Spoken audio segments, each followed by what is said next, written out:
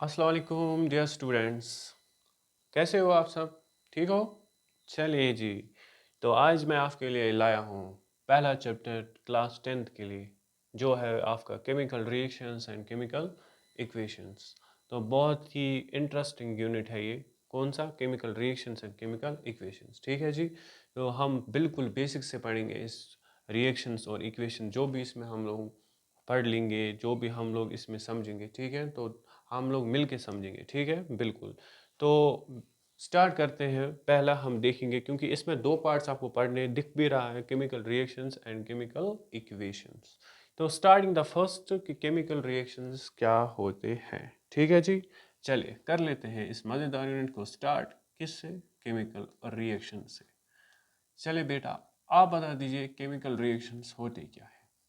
चलिए पहला क्वेश्चन आपके लिए ये है, बोलिए केमिकल रिएक्शंस होते क्या है। ठीक है, इसको बिल्कुल डिटेल में जानेंगे, क्योंकि मैं आपके लिए ला रहा हूं यहाँ पे कुछ पहले एग्जाम्पल्स। ठीक है जी।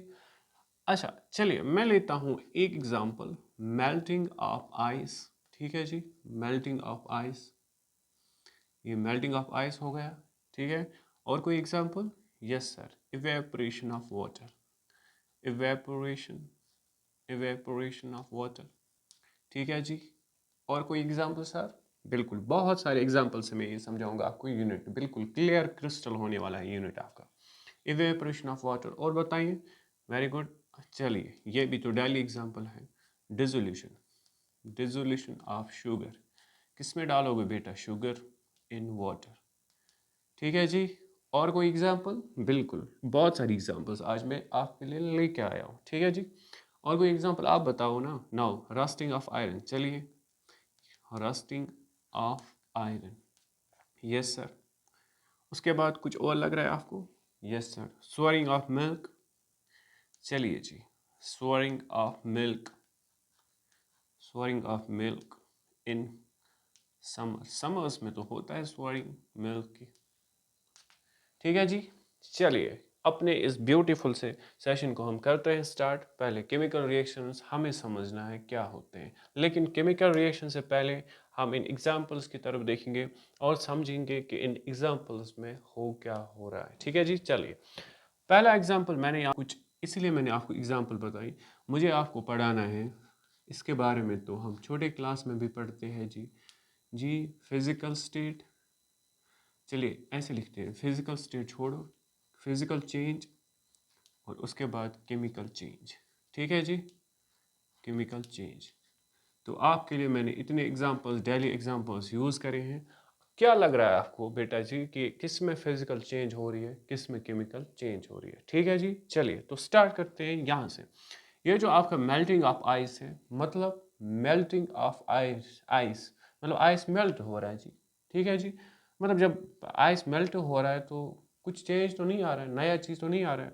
तो आपको पता है कि फिजिकल चेंज, तो इसका मतलब इसमें कौन सी चेंज हो रही है? तो आपने लोअर क्लास में भी पढ़ा है, इसमें हो रही है फिजिकल चेंज। फिजिकल चेंज क्या होती है बेटा? पता होना चाहिए। ठीक है, फिजिकल चेंज वो होती है जिसमें आपको नया सब्सटेंस नहीं मिलेगा। ठीक है, नई चीज़, नई प्रॉपर्टीज नहीं मिलेंगी। ठीक है जी, शाबाश। उसके बाद इवेपोरेशन ऑफ वाटर। बताएं, वाटर की इवेपोरेट, वेपर्स बन रहे हैं। ठीक है, तो वेपर्स वाटर भी बन सकता है, तो इसमें कुछ नया सब्सटेंस तो मिल ही नहीं रहा है जी। तो जनाब ये भी क्या होगा? Physical change. ठीक है जी, वेरी गुड। उसके बाद dissolution of sugar in water. अब ये कौन सी चेंज है जी? तो मैं तो कंफ्यूज हो गया, कौन सी चेंज है।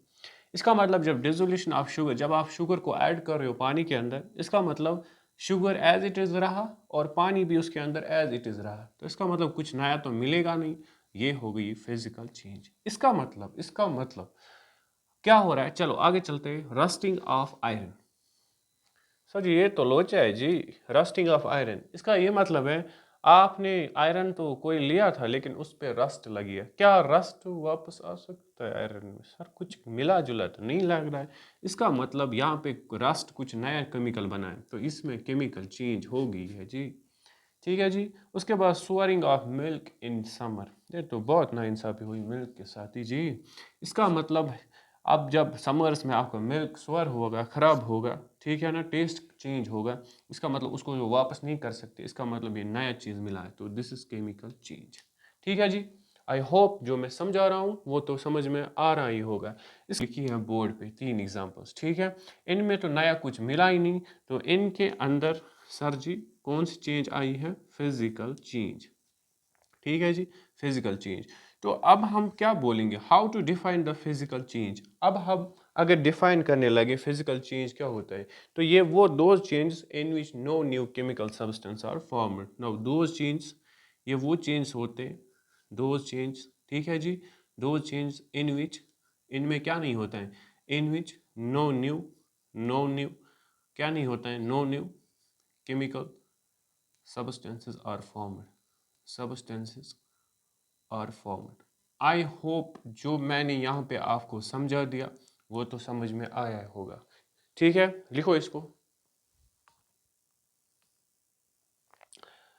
लिख लिया? Very good. चलिए अब हम जा रहे हैं आगे। तो हमें अब समझ में आया सर कि फिजिकल चेंज वो चेंज है जिसमें आपको नया सबस्टेंस नहीं मिलता है, ठीक है। और हम लोअर क्लास में पढ़ते हैं फिजिकल चेंज, हम बोलते हैं वहाँ जी सर जी पढ़ाते हैं, वहाँ जी वो क्या होते हैं? रिवर्सिबल टेम्परेरी चेंज होते हैं, बाकी भी इसमें कंपोजिशन इसमें चेंज नहीं होता है। तो ये वो बहुत सारी चीज़ जो आप समझते हो। उसके बाद बंदे क्या होता है? Chemical change. शाबाश, आप मुझे बताएं केमिकल चेंज होता क्या है। चलिए दिस, मैं आपके लिए ये यूनिट जो लाया हूँ ना, इसमें हम मास्टरी करेंगे, ठीक है जी। एकदम एकदम हमें याद होना चाहिए, ठीक है ना, एक एक कंसेप्ट समझेंगे। अब बताओ केमिकल चेंज होता क्या है। तो सर केमिकल चेंज इन दो में हमें नज़र आता है, तो मैं पहले लिख सकता हूँ इसका उल्टा करके। सर जी ये वो दो चेंज, जी जनाब, दो चेंज, ठीक है, इन विच, जिनमें क्या होने वाला है? In which new chemical substance, जिसमें new chemical substances are formed, ठीक है, इतना तो समझ में आ रहा है, new chemical substances are formed. तो सर जी इनके अंदर क्या हो रहा है? इनके अंदर नए नए सब्सटेंस बन रहे हैं, ठीक है जी। इतना सबको समझ में आना चाहिए, ठीक है।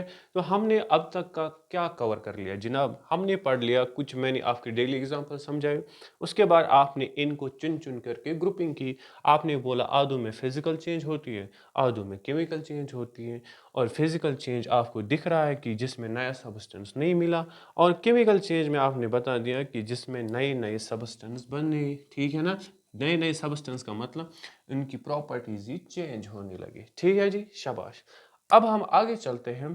पहले मैं आपको कुछ और एग्जांपल समझाऊंगा जिनके अंदर हमें केमिकल चेंज होती है, ठीक है जी। चलिए अब आप ज़रा बताएं, मैं आपको एक इंटरेस्टिंग सा चीज़ समझा देता हूँ।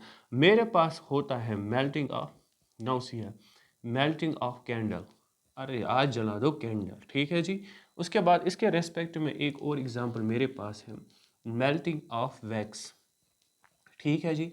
आपको क्या लग रहा है किसके अंदर कौन सी चेंज हो रही है?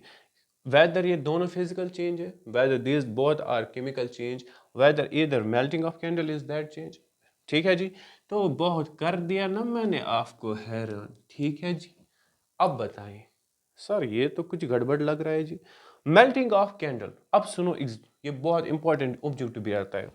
मेल्टिंग ऑफ कैंडल, जब आप कैंडल को मेल्ट करते हो, क्या मुझे लास्ट में मेल्ट कैंडल बचता है? नहीं बचता है ना।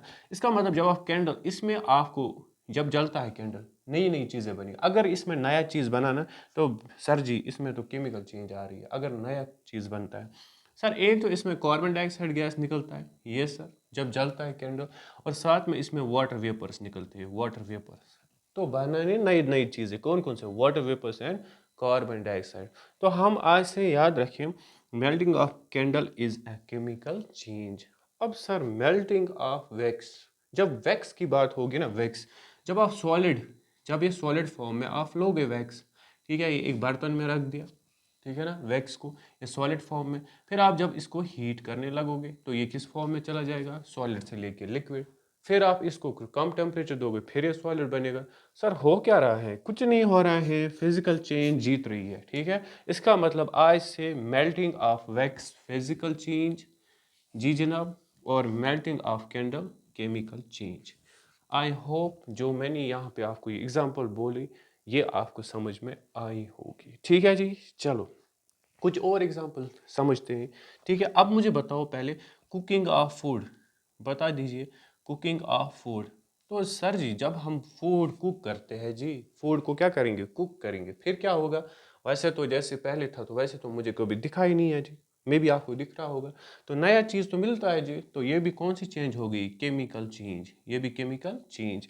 उसके बाद और एक कुछ इंपॉर्टेंट चीज़ें बता दीजिए सर। रेस्पायरेशन क्या है? रेस्पायरेशन, ये तो नाम सुना सुना है। What is respiration? ठीक है जी, रेस्पिरेशन का मतलब होता है, एक होता है breathing, breathing means intake outtake of gases, ठीक है, exchange of gases. Now what is respiration? Respiration का ये मतलब होता है जब आप इनहेलेशन करोगे, ठीक है ना, उसके बाद वहाँ पे क्या होगी? यूटिलाइजेशन ऑफ एनर्जी, मतलब ऑक्सीजन को आप यूज़ करोगे, वहाँ से एनर्जी मिलेगी, बिकॉज फूड को अंदर ऑक्सीडाइज होना पड़ता है, वो हम ऑक्सीडेशन रिडक्शन में देखेंगे। इसका मतलब जब आपका रेस्पिरेशन होता है, आप ऑक्सीजन को लेते हो अंदर, ठीक है, फिर वो आरबीसी के थ्रू बाइंड होके टिश्यू में चला जाता है, वहाँ पे फूड की ऑक्सीडेशन होती है और वहाँ पे हमें ढेर सारा क्या मिलता है? एनर्जी मिलती है। ठीक है जी, इसका मतलब हमें नई नई चीज़ें, वेस्ट प्रोडक्ट्स, एनर्जी मिल जाती है। तो हम आज से याद करें रेस्पिरेशन सर केमिकल चेंज है जी। ठीक है, तो पहले आप लिख लो इसको फटाफट, ताकि हम कुछ और जानेंगे, और हम जानेंगे केमिकल चेंज से होता क्या है। चलिए लिखो, वेरी गुड। चलो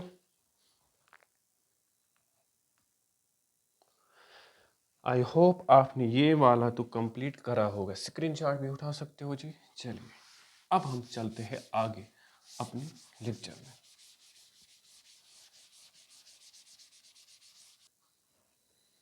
तो चलिए आगे, ठीक है, अब हम समझेंगे इसके आगे। हमें फिजिकल चेंज आई समझ में, हमें चेंज आई समझ में chemical change, but the question was what are chemical reactions? Reactions क्या होते हैं जी? ठीक है, उससे पहले मैं एक छोटा सा टॉपिक आपको पढ़ा दूँ, ठीक है जी, उसके बाद चलो, ठीक है, चलिए पहले केमिकल रिएक्शन ही समझेंगे, कोई नहीं।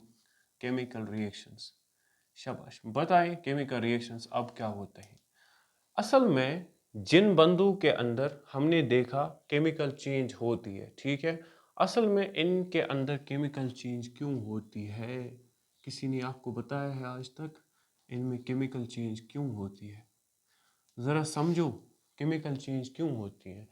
असल में इनके अंदर कुछ तो कुछ होने लगता है जी, इनके अंदर असल में केमिकल रिएक्शंस होती है, और chemical reactions brought by chemical change. इसका ये मतलब है कि जिनके अंदर केमिकल रिएक्शन होती है उनके अंदर तो केमिकल चेंज की वजह से होती है वो रिएक्शन। ठीक है, तो क्या इन शॉर्ट में याद करो ना कि केमिकल चेंज ही लाती, क्यों होती है केमिकल चेंज? असल में उनके अंदर कुछ ना कुछ रिएक्शंस होते हैं। चलो आई थिंक ये आपको समझ में आया होगा। अब बताओ how to define chemical reactions. ठीक है ना, मैं ये बोल सकता हूँ chemical reactions are those reactions, चलो लिख लेता हूँ आपके साथ, आर दोज रिएक्शंस, ये वो रिएक्शंस है, ठीक है ना, दोज रिएक्शंस इन विच, जिनमें क्या क्या हो सकता है, इन विच टू और दो या दो से ज़्यादा, टू और मोर, इन विच टू और मोर सब्सटेंसेस, ठीक है जी, कुछ भी आप लिख सकते हो, ठीक है ना। Those reactions in which two और मोर सब्सटेंस रिएक्ट टुगेदर या कंबाइन टुगेदर, ठीक है ना, रिएक्ट टुगेदर, ठीक है ना, रिएक्ट टुगेदर, और क्या करते हो? टू फॉर्म, ठीक है जी, to form new chemical product या केमिकल सब्सटेंस, जो भी लिखोगे, टू फॉर्म, चलो सब्सटेंस लिखता हूँ, फॉर्म न्यू केमिकल सब्सटेंस, ठीक है ना, विच हैव, जो नया बना ना उसे क्या होगा? विच हैव इंटायरली, तो मतलब क्या है? Which have entirely different properties, क्या है? Different properties. तो जो नया बनेगा तो उसकी प्रॉपर्टीज डिफरेंट होंगी, entirely different properties from original one, जो पहले था तो वो तो अब रहा नहीं, ठीक है जी, from original, from original substance. चलिए ठीक है जी, जो भी आप लिखोगे बट कंसेप्ट समझ में आना चाहिए, ठीक है जी। तो दोज रिएक्शंस, मैंने बोला दोज रिएक्शंस इन विच, जिनमें क्या हो रहा है, इन विच दो या दो से ज़्यादा सब्सटेंस आपस में रिएक्ट करते हैं और उसके बाद एक नया केमिकल सब्सटेंस बनता है, और उस केमिकल सब्सटेंस की अलग से प्रॉपर्टीज़ होती है फ्रॉम ओरिजिनल सब्सटेंस से। देखो कितना आसान हो गया है, ठीक है जी, शाबाश। अब आपको पता है कि केमिकल रिएक्शन, ये तो डेफिनेशन है केमिकल रिएक्शंस की। असल में केमिकल रिएक्शंस क्यों होती है, असल में अंदर क्या होता है, ठीक है। सर आपने बोला अंदर केमिकल चेंज होता है, ठीक है। अब हम समझेंगे कि केमिकल चेंज जब होती है तब असल में अंदर केमिकल रिएक्शंस होते हैं, ठीक है। असल में केमिकल रिएक्शंस होती क्यों है? अब सर क्वेश्चन पे क्वेश्चन करते जा रहे हो। अब मेरी बात समझ लो, ये मेरे पास, ठीक है। इससे पहले मैं एक इंपॉर्टेंट चीज़ समझाऊंगा, व्हाट आर रिएक्टेंट्स। चलो पहले मैं रिएक्टेंट्स ख़त्म कर देता हूँ। हमारे पास रिएक्टेंट्स होते हैं, हमारे पास होते हैं प्रोडक्ट्स, ठीक है जी। इनको पहले समझना चाहिए, what are reactants, what are products. जिनको पहले हम यहीं से इनिशियली लेंगे, ठीक है ना। जिनको पहले आप इनिशियली आपस में मिलाओगे उनको हम बोलेंगे रिएक्टेंट्स, और जब मिलने के बाद वो नया प्रोडक्ट बनाएंगे वो तो प्रोडक्ट्स होंगे, ठीक है ना। ना इनको हम बोलेंगे इनिशियली टेकिंग सब्सटेंस। तो ये क्या रहे, ये आपके रहे initially taking substances. Know initially taking substances, ठीक है जी, सब्सटेंसेस। और प्रोडक्ट्स क्या होते हैं, ये न्यू सब्सटेंस जो फॉर्म होते हैं, न्यू सब्सटेंसेस जो फॉर्म होते हैं, ठीक है। अब सर एग्जांपल समझाइए। लेट सपोज एक हाइपोथेटिकल रिएक्शन तो हम मानेंगे, ठीक है जी। ए प्लस बी, ये हमें देख के क्या देगा, कुछ तो देगा ना, चलो पी देगा, प्रोडक्ट, ठीक है जी।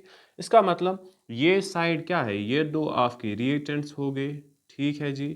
ये बंदा रिएक्टेंट्स हो गया, और उसके बाद यहाँ से जो भी बनेगा ना एरो के उस पार, नदी के पार, ये क्या रहेगा हमेशा, प्रोडक्ट। तो इसका मतलब सर जी जो रिएक्टेंट्स होते हैं वो राइट साइड में होते हैं। अरे भाई साहब ये तो यहाँ से राइट साइड में थोड़ी होता है। रिएक्टेंट्स हमेशा किस साइड से लिखते हैं, वो लिखते हैं हमेशा लेफ्ट साइड से। और ए एंड बी हमने दो अब हम सब्सटेंस नहीं बोलेंगे बंदा बेटा, रिएक्टेंट्स याद करो ना, अब केमिस्ट्री लैंग्वेज समझो। अब हम बोलेंगे मैंने दो रिएक्टेंट्स मिलाए, और जब हम ऐसे लिखेंगे ना ए बी, इसका मतलब होता है कि आपने एक ही रिएक्टेंट यूज़ किया। अब सब्सटेंस भूल जाओ, सब्सटेंस को हम बोलेंगे अब रिएक्टेंट्स यहाँ पे इस चैप्टर में। इसका मतलब आपने एक ही रिएक्टेंट लिया, लेकिन प्लस से क्या होता है, सेपरेट। इसका मतलब आपने दो लिए। तो जब आपको दो तीन तीन चार चार लेना पड़ेगा, प्लस से आपको इसको क्या करना पड़ेगा, सेपरेट। ये भी तो याद रखना पड़ेगा, क्योंकि रिएक्टेंट्स को हम सेपरेट करते हैं प्लस से। ओके जी, शाबाश। अब आ जाओ प्रोडक्ट्स। इसका मतलब और रिएक्टेंट्स हमेशा कहाँ साइड से होता है, लेफ्ट साइड। सर यहाँ से जितना बनेगा ना, जितना माल आप बनाओगे वो प्रोडक्ट्स कहाँ पे तरफ होगा, राइट साइड, ठीक है। सिमिलर इन दिस केस, अगर यहाँ से दो चार प्रोडक्ट्स मिलेंगे उनको भी हम प्लस से सेपरेट करेंगे, ठीक है। आई होप जो बेसिक बेसिक मैं पहले समझा रहा हूँ वो आपको समझ में आ रहा होगा। इसका मतलब ए बी आपस में रिएक्ट हुआ, ठीक है। उसके बाद हमने यहाँ पे क्या बना दिया, प्रोडक्ट। असल में केमिकल, ये कोई रिएक्शन, ये कोई सब्सटेंस होगा, इसके अंदर केमिकल चेंज हुई होगी, ठीक है। और केमिकल चेंज इसलिए होती है क्योंकि इनके अंदर केमिकल रिएक्शंस होता है। अब हम थोड़ा डिटेल में जानेंगे ना, डीप में जाएंगे कि केमिकल रिएक्शंस के अंदर असल में कौन सा मैकेनिज्म होता है। कभी सुना है क्या होता है, सोचो सोचो। Very good. अब समझो असल में क्या होता है। ये मान लीजिए एक सब्सटेंस है ए, है कि नहीं। हम समझते हैं कि ए बहुत पार्टिकल्स होंगे, होंगे कि नहीं, इसके अंदर बहुत पार्टिकल्स होंगे। बी के अंदर भी बहुत पार्टिकल्स होंगे, चलो मान लिया ये बी के पार्टिकल्स होंगे, ठीक है जी।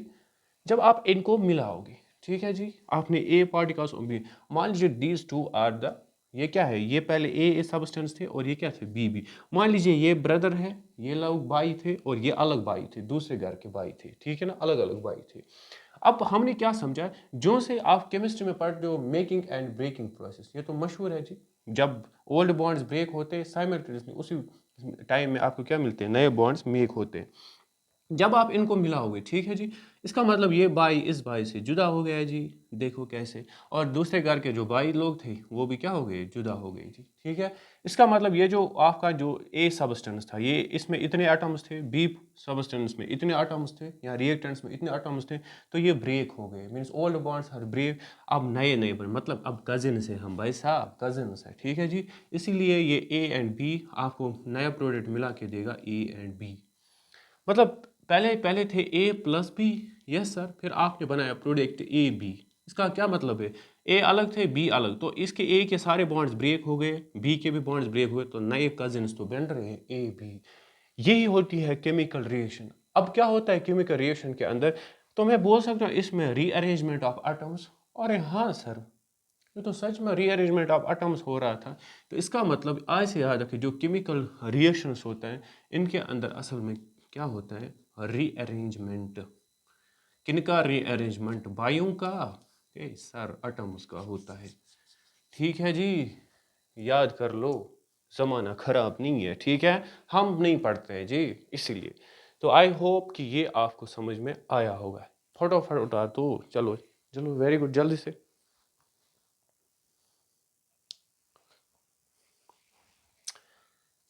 चलो मैं इसको इरेज कर लेता हूँ। Very good.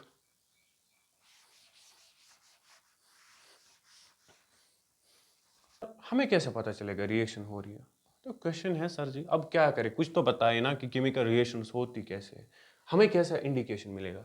तो इसके लिए हम पढ़ने वाले हैं कैरेक्टरिस्टिक्स। ठीक है जी, ये तो पता लगाएंगे इनसे, characteristics of characteristics of chemical reactions.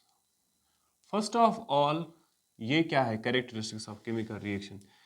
Characteristics of chemical reactions का मतलब होता है जब हम रिएक्शंस किसी दो रिएक्टेंट्स का कराएंगे, वहाँ पे तो प्रोडक्ट बनेगा, लेकिन पता कैसे चलेगा? कुछ तो दिखना चाहिए भाई साहब, कुछ तो नज़र आना चाहिए, कुछ तो फील होना चाहिए। यस सर, इसलिए हम इनको बोलते हैं characteristics of chemical reaction.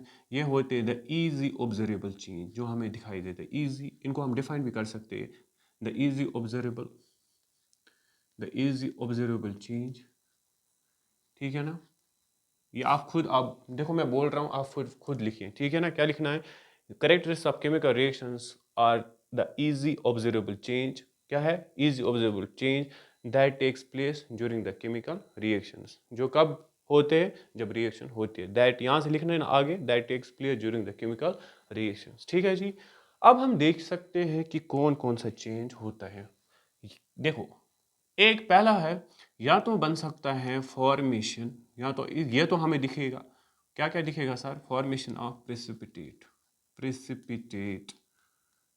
Formation of precipitate. No, formation of precipitate. Sir ये क्या होता है? पहले हमें प्रेसिपिटेट समझाइए सर, ताकि हमें और आसान लगेगा समझने में। सर जी पीपी, देखो पहले पीपीटी हम शॉर्ट फॉर्म लिखते हैं ऐसे, पीपीटी आप देखें नोटबुक्स पे, बुक्स पे, जहाँ पे टीचर्स पढ़ाते होंगे लिखा होगा शॉर्ट फॉर्म पीपीटी। पीपीटी को हम करते हैं ऐसे, प्रेसिपिटेट को हम रिप्रेजेंट करते हैं पीपीटी से। What is PPT? इसको ऐसे एक सेंटेंस में याद करना है, एक लाइन में याद करना है। इट इज़ इनसॉल्युबल सॉलिड मास। ठीक है जी, इनसॉल्युबल सॉलिड मास। सर ये क्या है? इसका ये मतलब है जब आप दो रिएक्टेंट्स को आपस में मिलाओगे, मे बी सम कौन सा, या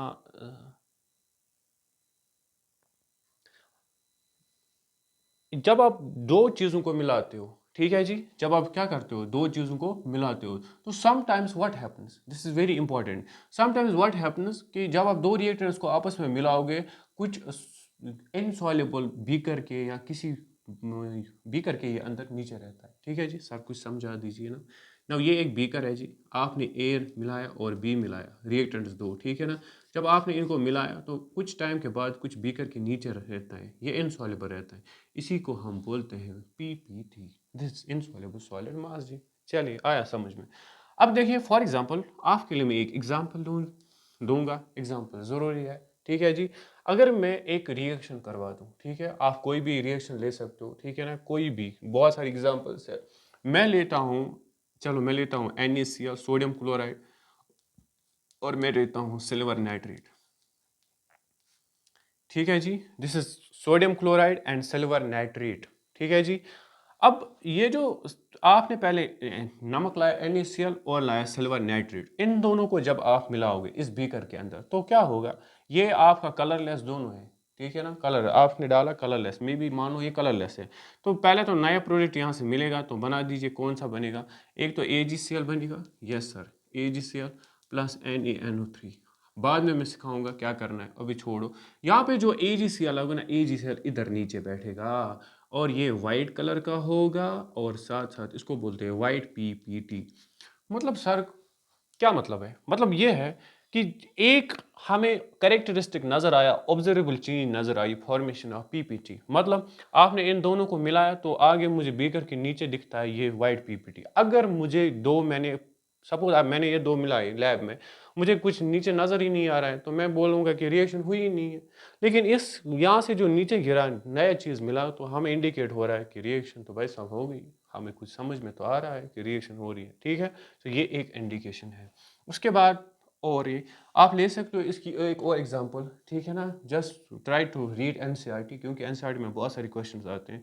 आप ले सकते हो कोई और एग्जांपल, लाइक पोटेशियम आयोडाइड, ठीक है ना। पोटेशियम आयोडाइड बनता है जब आप पोटेशियम आयोडाइड का येलो कलर मिलता है आपको, ठीक है ना। वो प्रोडक्ट मिलता है पोटेशियम आयोडाइड, उसका येलो होता है, ठीक है ना। तो बहुत सारे एग्जांपल्स है, you can carry on these examples, ठीक है जी। उसके बाद फॉर्मेशन ऑफ पीवीटी के बाद जो मैं नेक्स्ट यहाँ से समझाऊंगा, आप ही बता दीजिए ना, हाँ ऐसे भी तो हो सकता है।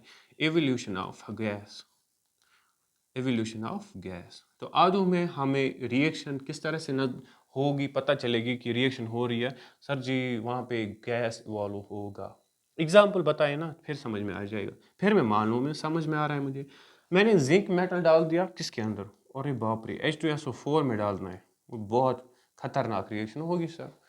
उसके बाद जब आप जिंक को H2SO4 में डालोगे सर, यहाँ पे जिंक सल्फेट होगा, यहाँ पे जिंक सल्फेट फॉर्म होगा, यस सर।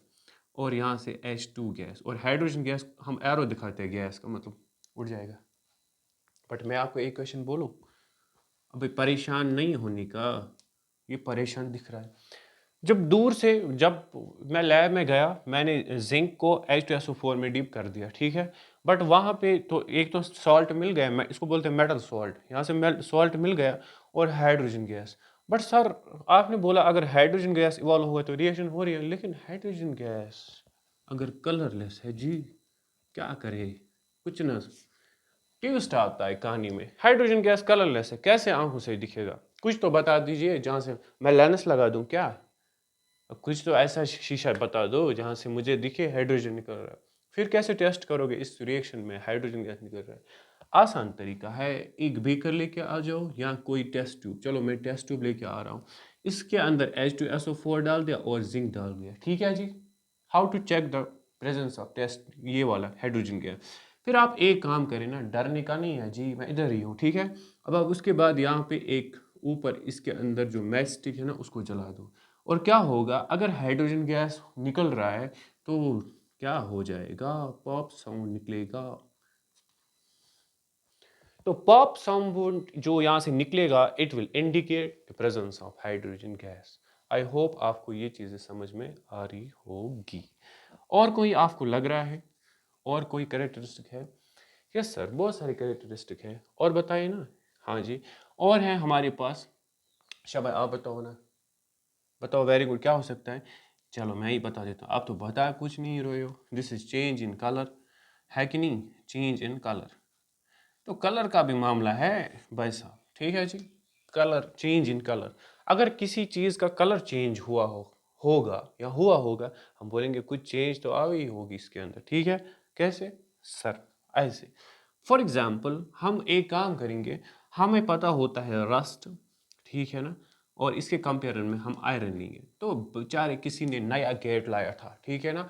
अब किसी को पसंद नहीं आया नया गेट, तो वो भूल गया बेचारा काम से, वो पेंट करना भूल गया। तो आयरन का जो जो रस्ट का कलर मिलता है ना आपको, वो इधर ब्राउन कलर का रहता है और आयरन का होता है ग्रेइश ब्लैक, ठीक है जी, ग्रेइश ब्लैक। चलो स्पेलिंग देख लेना, ग्रेइश ब्लैक, नो सी है। अब आयरन जो नया नया गेट हमने लाया, क्योंकि हमें बहुत शौक था नया गेट लाने का, तो हमने पहले इसका कलर देखा, बहुत ग्रीज ब्लैक लग रहा था। बट कुछ साल के बाद ये तो ब्राउन हो गया, इसका मतलब कुछ तो नया चेंज मिल गया। दैट्स वाई पहले ही मैंने बोला था इंट्रोडक्शन में कि वहाँ पे क्या हो रहा था, वहाँ पे rusting of iron is also chemical change. इसका मतलब चेंज इन कलर भी हमें क्या बता देता है कि इसमें क्या हो रहा है। वेरी गुड, जल्दी से बताओ, इसमें रिएक्शन हो रही है। क्यों, ये कुछ ऑब्जर्वेबल चेंज हमें दिखाई दे रही है, इन्हीं को बोलते हैं कैरेक्टरिस्टिक्स रिएक्शन की, formation, evolution, change in colour, ठीक है जी। चलो और कुछ दिख रहा है इसमें, एनसीईआरटी पढ़ लो लाइन बाय लाइन, इसके ज़्यादा क्या मिलेंगे आपको एग्जांपल्स, ठीक है। शाबाश, उसके बाद बताओ और कुछ। Yes sir, change in state, बता दीजिए चेंज इन स्टेट। सर अगर स्टेट चेंज हो जाए तो भी हम बोल सकते हैं रिएक्शन हो रही है, ठीक है। शाबाश, मुझे बताओ, पहले मैं आपकी IQ चेक कर लेता हूँ। आइस, मेल्टिंग ऑफ आइस, इसमें रिएक्शन हो रही है, मेल्टिंग ऑफ आइस एग्जांपल लगेगा, क्योंकि आइस को जब आप हीट करोगे वो लिक्विड में चला जाएगा। फिर बताओ इसमें क्या, इसमें हो रहा है क्या चेंज। सर बहुत भाव खा रहे हो, क्योंकि इसमें क्या हो रहा है, आइस में जब लिक्विड को लिक्विड वापस आ सकता है, कुछ नया तो मिलेगा नहीं। तो सर जी क्या बता रहे हो, ये तो फिजिकल चेंज है। केमिकल चेंज तभी हो जब केमिकल चेंज हुई होगी, वही तो रिएक्शन पार्ट दिखा देता है। ठीक है, फिर बताओ कोई एग्जांपल आप ही, मुझे तो आया नहीं। हाँ जी, मेल्टिंग ऑफ वैक्स, बताओ मेल्टिंग ऑफ वैक्स, क्या ये सही है? सोचो। सर भाव खा रहे हो, पहले ही समझाया आपने कि मेल्टिंग ऑफ वैक्स ये भी फिजिकल चेंज है। वैक्स सॉलिड से लिक्विड, लिक्विड से वैक्स। फिर मैं बोलूंगा in the form of candle, मैं लिखूंगा, बट अब की बार जो वैक्स है वो मैं कैंडल। यस सर, अब तो ठीक है, क्योंकि जब आप कैंडल को जलाओगे ना, यहाँ से वाटर वेपर्स निकलेंगे, वाटर वेपर्स, और यहाँ से क्या निकलेगा, कार्बन डाइऑक्साइड।